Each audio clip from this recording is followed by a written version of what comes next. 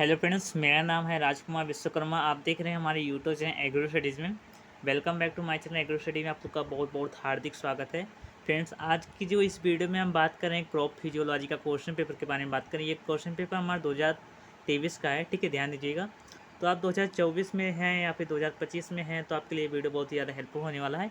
आप कोई भी सन हो, ठीक है, तो उसमें दिक्कत नहीं है। जैसे कि देखिए, आप लोगों को मैं सबसे पहले इस वीडियो के माध्यम से क्या क्या प्रोवाइड कर सकता हूँ। आप ये देखिए, सबसे पहले मैं आप लोग को बेसिक इंपॉर्टेंट क्वेश्चन भी बताऊंगा, ठीक है। बेसिक चीज़ें क्या होती है, कहाँ से पेपर में सवाल आते हैं, ठीक है, किन किन टॉपिक को पढ़ना है, क्या क्या नहीं पढ़ना है, उन सभी के बारे में बताऊंगा, ठीक है। तो वीडियो को जल्दी से लाइक कर दीजिए, चैनल को सब्सक्राइब कर दीजिए। तो हमारा क्रॉप फिजियोलॉजी कुछ इस प्रकार का पेपर है हमारा। तो सेक्शन ए में हमारा क्या दिया गया है कि चूज़ द करेक्ट ऑप्शन, यानी कि सही विकल्प चुनना है हमारा। जो हमारा एक एक नंबर का है, 10 सवाल है, इस प्रकार से हमारा 10 नंबर का हो जाता है, ठीक है। तो पहला प्रश्न क्या दिया गया है, हु डिस्कवरी द सेल, यानी सेल की खोज किसने की थी, यानी कोशिका की खोज किसने की थी। पहला ऑप्शन है वाटसन, दूसरा दिया है रॉबर्ट हुक, तीसरा दिया गया है हमारा जोसेफ प्रिस्टले और चौथा दिया है हमारा स्वान। तो देखिए, सबसे पहले कोशिका की खोज सबसे पहले हमारे रॉबर्ट हुक ने किया था, 1665 में रॉबर्ट हुक ने किया था। इसके बाद यदि हमारा केंद्रक दे दिया होता है, ठीक है, केंद्रक, तो केंद्रक की खोज किसने की थी, रॉबर्ट ब्राउन ने किया था, ठीक है, रॉबर्ट ब्राउन ने किया था, ठीक है। इसके बाद मैं इसी से रिलेटेड कुछ क्वेश्चन बताऊंगा। जैसे वाटसन हमारे जो है, तो वाटसन और क्रिक ने हमारा डीएनए का मॉडल दिया था, ठीक है। जैसे कि देखिए, इस साल में हमारा क्या क्या ऑप्शन में क्या दिया है। जैसे ऑप्शन में हमारा ये कुछ इस प्रकार से दिया है, तो अगले ईयर में या फिर आपके एग्जाम में इसी से रिलेटेड क्वेश्चन पूछ सकता है, ठीक है। तो आपको पता होना चाहिए कि ऑप्शन में ये ऑप्शन किसके लिए राइट आंसर हो सकते हैं, ठीक है। तो वो हमारा वाटसन और क्रिक ने डीएनए का मॉडल दिया था, ठीक है। और यदि रॉबर्ट हुक ने तो हमारे सेल की खोज की थी। और हमारे जो स्लाइडन एवं स्वांग जो थे, ठीक है, यानी स्वांग ने हमारा क्या किया था कि कोशिका सिद्धांत दिया था। कोशिका सिद्धांत यानी सेल थ्योरी किसने दिया था, स्लाइडन एवं स्वांग ने दिया था। नेक्स्ट है हमारा कि the energy currency of the cell, तो यानी कि कोशिका की ऊर्जा मुद्रा होती है, क्या होती है, एडीपी, एटीपी, एटीपी, ठीक है, सॉरी जीटीपी इसमें दिया था, बी वाला ऑप्शन। और डी नंबर पर दिया गया हमारा एनएडीपी। तो राइट आंसर हमारा क्या हो जाता है, हमारा हो जाता है एटीपी। एटीपी को ही हम बोलते हैं कोशिका का ऊर्जा मुद्रा, ठीक है, ये ध्यान दीजिएगा। अगला दिया गया हमारा मोस्टली जो बहुत ही इंपॉर्टेंट है हमारा कि गार्ड सेल सहायक है, यानी कि guard cell is helpful. First option दिया गया ट्रांसपीरेशन, सेकेंड ऑप्शन हमारा रिस्पायरेशन और थर्ड ऑप्शन है फोटोसिंथेसिस, चौथा ऑप्शन है ऑस्मोसिस। तो इसमें से हमारा राइट आंसर क्या होगा, सबसे पहले देखिए, जो हमारी गार्ड सेल होती है, ठीक है, इसका जो सीधा सीधा जो संपर्क होता है वो वाष्पोसर्जन से होता है, ठीक है। जब वाष्पोसर्जन की जब क्रिया खुलती है तो रंध्र क्या होते हैं, खुल जाते हैं, रंध्र क्या हो जाते हैं, खुल जाते हैं। और जब बंद होते हैं, ठीक है, तो जब बंद होते हैं तो वाष्पोसर्जन की क्रिया भी बंद हो जाती है। खुलता कब है, दिन को खुलता है और रात को बंद होता है, ठीक है, ये बेसिक चीज़ें हैं। तो रंध्र को खुलने और बंद होने में हमारा गार्ड जो सेल होता है वो महत्वपूर्ण भूमिका निभाता है। इसके बाद अगला देखते हैं जो मोस्टली वेरी इंपॉर्टेंट है, गैसीय हार्मोन्स है। Is a gases hormones, first है ऑक्सीजन्स, सेकेंड है जिब्रेलिन, थर्ड है हमारा साइटोकाइन, चौथा है हमारा एथिलीन। तो देखिए, सबसे पहले एथिलीन का प्रयोग हम फलों को पकाने के लिए करते हैं, फलों को पकाने के लिए करते हैं, ठीक है, मूचिंग के लिए करते हैं। लेकिन यदि मैं ऑक्सीजन की मैं बात करूँ तो ऑक्सीजन हमारा राइट आंसर, हमारा ऑक्सीजन में हमारे बहुत सारे हमारे हार्मोन्स आते हैं, ठीक है, जो गैसीय रूप में होते हैं। नेक्स्ट हमारा आता है कि पौधों में खनिज लवणों का स्थानांतरण किसके द्वारा होता है। पहला दिया गया जाइलम, दूसरा दिया गया फ्लोएम, ठीक है, और तीसरा दिया गया हमारा ऊतक और चौथा दिया गया कोई नहीं। तो देखिए, पौधों में खनिज लवणों का जो स्थानांतरण होता है, ठीक है, वो हमारा किसके माध्यम से होता है, फ्लोएम के माध्यम से होता है। नेक्स्ट हमारा क्रेव चक्र होता है। पहला दिया गया हमारा प्रोटोप्लाज्म, सेकंड दिया माइटोकॉन्ड्रिया मैट्रिक्स, थर्ड दिया गया लाइसोसोम, चौथा दिया गया हमारा डिप्टोसोम्स। तो जो हमारा क्रेव चक्र जो हमारा होता है उसका हमारा राइट आंसर क्या हो जाता है, हमारा प्रोटोप्लाज्म हमारा होता है, ठीक है, क्या होता है, जीव द्रव होता है, ठीक है, क्योंकि जो हमारा क्रेव साइकिल होता है वो रिलेटेड हमारा जीव द्रव से रखता है। अगला दिया गया हमारा क्रेंज एनाटोमी किस प्रकार की पत्तियों में पाया जाता है, मोस्टली वेरी इंपॉर्टेंट है। क्रेंच एनाटोमी किस प्रकार की पत्तियों में पाया जाता है? वो बेसिकली हमारा राइट आंसर हमारा सी फूड प्लांट में हो जाता है। अगला दिया गया पौधे मुरझा जाते हैं, पौधे किस लिए मुरझा जाते हैं? फर्स्ट ऑप्शन दिया गया हमारा कि प्रकाश संश्लेषण दर अधिक होती है, सेकंड है हमारा शोषण दर अधिक होता है, चौथा दिया वाष्पोत्सर्जन दर अधिक होता है और चौथा दिया अवशोषण दर अधिक होता है। तो जो पौधे हमारे मुरझा जाते हैं वो हमारे मुख्य रूप से उसका जो कारण है, ठीक है, वो हमारा कारण क्या है? प्रकाश संश्लेषण की दर हमारी अधिक हो जाती है, ठीक है। इनमें से हमारा कुछ कन्फ्यूज हो जाएंगे कि वाष्पोत्सर्जन की जब दर अधिक हो जाएगी तो हमारे पौधे मुरझा जाते हैं और प्रकाश संश्लेषण की जब दर अधिक हो जाती है तो भी हमारे पौधे मुरझा जाते हैं। तो इसलिए बेसिकली हमारे इससे दोनों के में कुछ कन्फ्यूजन है। तो आप सही आंसर आप अपनी बुक से देख सकते हैं, ठीक है, किसी चीज़ से देख सकते हैं, उसमें जो राइट आंसर होगा वही मैं बताऊंगा। लेकिन एग्जैक्ट में दो प्रकार के दिए गए आंसर, तो आप समझ सकते हैं। अगला दिया कि हमारा जड़ों की वृद्धि करने वाला हार्मोन्स का मोस्टली वेरी इंपॉर्टेंट है, जड़ों की वृद्धि करने वाला कौन सा हार्मोन है? तो देखिए जो वहाँ 2,4-D होता है, ठीक है, 2,4-D का हम प्रयोग किस में करते हैं? हम खरपतवार नाशी के रूप में करते हैं, लेकिन ये हमारे हार्मोन्स का भी काम करता है।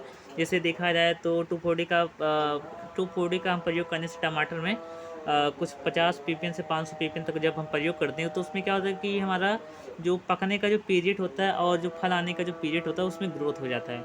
लेकिन यदि मैं जड़ों की वृद्धि करने वाले इसमें हार्मोन्स पूछा है ना, तो इसमें हमारा राइट आंसर क्या हो जाता है? ABA का हम प्रयोग जब हम आप देखेंगे प्रोपोगेशन में जब पढ़े थे आप लोग, ठीक है, फर्स्ट सेमेस्टर में जब आपने पढ़े थे प्रोपोगेशन, तो उसमें दिया गया था GABA, ठीक है, IAA का प्रयोग कर दिए थे, ठीक है, इंडोल एसिटिक एसिड। तो इस सब चीज़ों का प्रयोग कर सकते हैं। ABA का पूरा नाम क्या है? इंडोल ब्यूटारिक एसिड, ठीक है।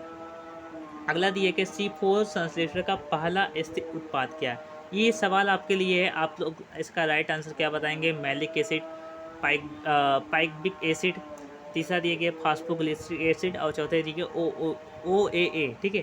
तो राइट आंसर क्या आप लोग कमेंट करके बताइएगा, ध्यान दीजिएगा, ठीक है। नेक्स्ट बढ़ते हैं, हमारा 2 कैटेगरी में डिवाइडेड था हमारा पेपर। तो सेकंड हमारा कैटेगरी में क्या दिया गया है ये देखिए, एक मिनट, सॉरी बिग मिस्टेक, मुझे माफ़ कीजिएगा, ठीक है, ध्यान दीजिएगा। तो इसमें नंबर को आप अवॉइड कीजिएगा उसमें, ठीक है, कोई फ्रेंड का कॉल था। तो इसमें दिया गया हमारा, आप देखिए सेकंड हमारा आ जाता है सेक्शन। तो इसमें क्या दिया गया सेकंड क्वेश्चन में कि प्रकाश संश्लेषण को प्रभावित कीजिए। फोटोसिंथेसिस क्या होता है इसे डिफाइन कीजिएगा। आप अच्छे तरीके से जानते हैं फोटोसिंथेसिस क्या होता है, ठीक है। तो इसके बाद तथा प्रकाश संश्लेषण की लाइट प्रक्रिया यानी कि लाइट रिएक्शन जो हमारा होता है फोटोसिंथेसिस का, उसके बारे में आप वर्णन करना है, ठीक है। तो ध्यान दीजिएगा। तो प्रकाश संश्लेषण में क्या होता है कि प्रकाश संश्लेषण के उपस्थिति में हमारे जो प्लांट होते हैं वो भोज्य पदार्थ का निर्माण करते हैं। इसे बनाकर अभी आप लिख सकते हैं तो अच्छे नंबर से प्राप्त कर सकते हैं। अगला दिएगा वाष्पोत्सर्जन क्या है? तो पौधों के वो जो वायवीय भाग होते हैं, ठीक है, वायवीय भाग 3 प्रकार के होते हैं।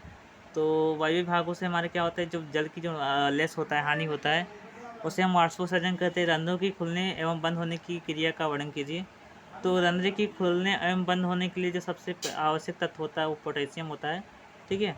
और इसके बाद इसकी जो पूरी जो रिएक्शन होती है, ठीक है, जो पूरा मैकेनिज्म है उसके बारे में आप वर्णन कर सकते हैं। आप अच्छे से पढ़ लीजिएगा इसे बढ़िया में, ठीक है। नेक्स्ट दिए गए right short note on the followings, यानी कुछ छोटा नोट बनाना आपको, ठीक है, एकदम छोटा सा, ज़्यादा उतना बड़ा भी नहीं चाहिए।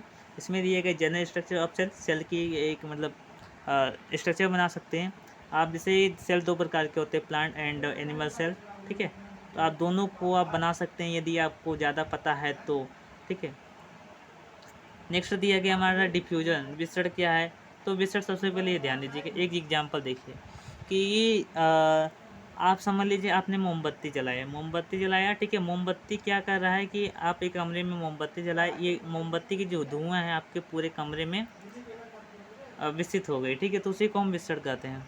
अगला दिया गया हमारा जल का पौधों के उपापचय में महत्व। तो सबसे पहले आप जानते हैं 90 से 99% कहीं पर लिखा होगा, कहीं विज्ञान में लिखा है कि जो पौधे का जो भाग सभी पूरा भाग होता है वो इतना 90 से 95% जल का ही बना होता है। और जल क्या करते हैं कि खाद्य पदार्थों को स्थानांतरण भी करते हैं एक स्थान से दूसरे स्थान पर। जल के बिना कोई कार्य भी नहीं होता है क्योंकि पोषक तत्व हमारे जो पौधे होते हैं पोषक तत्वों को घोलक के रूप में हम क्या करते हैं, ग्रहण करते हैं।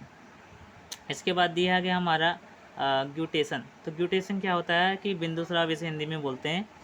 तो जब आप देखेंगे कि सुबह समय में जब आप शरद ऋतु में जब देखेंगे कि उसमें क्या करता है कि उसमें थोड़े जल होते हैं, ठीक है। जब आप घासों पर जब देखेंगे तो घासों की निचली पत्तियों पर क्या दिखाई देते हैं, वाटर दिखाई देता है। उसे हम ग्यूटेशन के नाम से जानते हैं।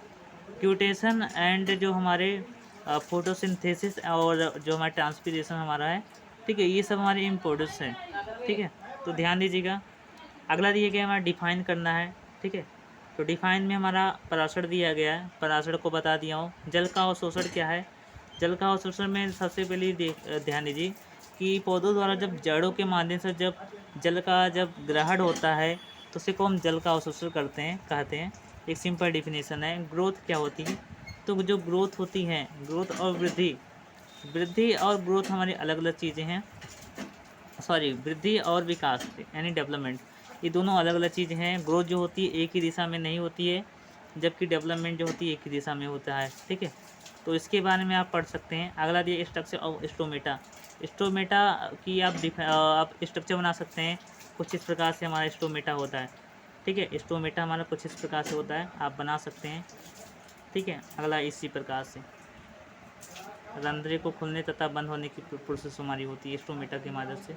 अगला दिया गया पौधों में ग्लाइकोलिसिस जो साइकिल होता है या फिर प्रोसेस जो हमारा होता है उसके बारे में वर्णन करना है, ग्लाइकोलाइसिस के बारे में।